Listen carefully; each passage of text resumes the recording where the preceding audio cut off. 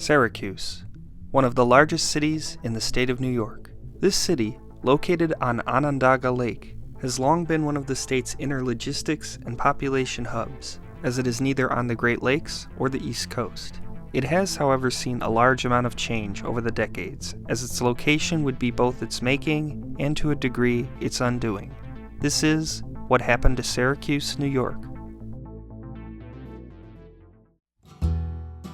Syracuse, New York was established in 1827.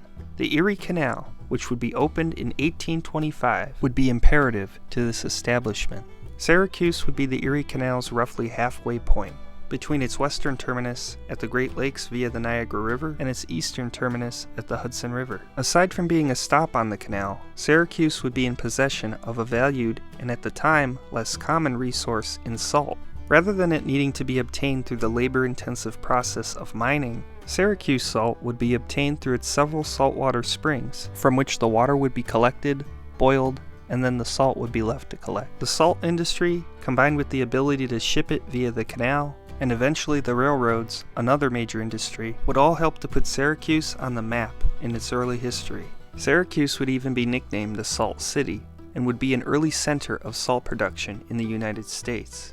It would grow quickly through the late 1800s, going from just over 28,000 in 1860 to just over 108,000 in 1900. As the late 19th and early 20th century came and went, so would the city's salt industry. Other sources of it would be found in the US, and the industry in Syracuse would essentially dry up by the 1930s. Salt also would no longer be needed for food preservation after the advent of refrigeration, which would also be a contributing factor. Despite this, and the lessening importance of the Erie Canal, the city would continue to grow.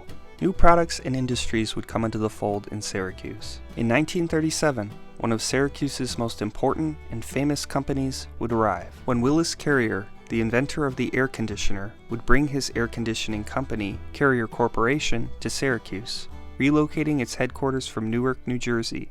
This would bring over 1,000 jobs to Syracuse in the middle of the Great Depression. In 1942, General Electric would come to town, and over time would bring thousands of jobs to the city, mainly in the production of TV sets from 1949 onward. The city would continue to grow to a peak of just over 220,000 people in the 1950 census. Jobs at GE, Carrier, GM, New Process Gear, and others numbered in the thousands, and they would keep Syracuse and its surroundings an economic powerhouse, and it would remain fairly stable through the 1950s and even into the 60s. However, from this point onward, the city's fortunes would change, and not for the better. While some of the city's early losses could be attributable to suburbanization, the companies that essentially made much of Syracuse would begin to cut and move jobs. From 1966 to 1972, 9,500 jobs would be eliminated at General Electric. In the following decades, most of the other major employers would downsize massively, with several of them closing or leaving the city altogether. GM would shutter its local parts plant in 1993, with 1,400 left unemployed. Carrier, the signature company of Syracuse, now being under another company, would move its headquarters in 1990 to Connecticut, then finally would close its manufacturing operations and factories in the Syracuse area in 2004. By that point, there were only 1,400 jobs left, down from 7,000 in the past. New Process Gear would also shed jobs until finally folding in 2012. The thousands of jobs lost from these companies were irreplaceable in Syracuse, and this time they weren't being substituted or replaced in large numbers by new industry jobs, and thus local spending would crater.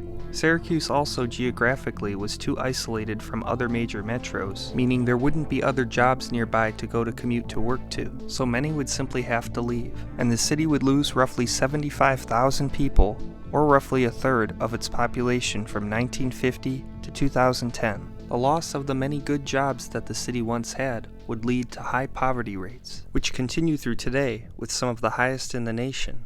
Syracuse today sits at around 150,000 people, and its losses do appear to have leveled off, as there have been very slight increases of late. It is held up heavily today by its namesake university, which enrolls over 22,000 students. Syracuse University also employs nearly 4,000 in the area.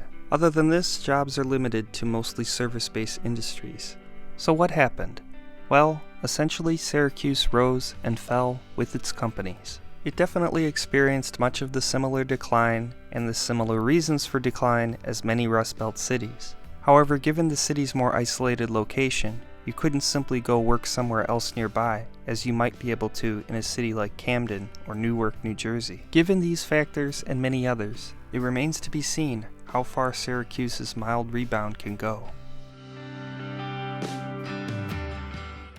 Thank you for watching.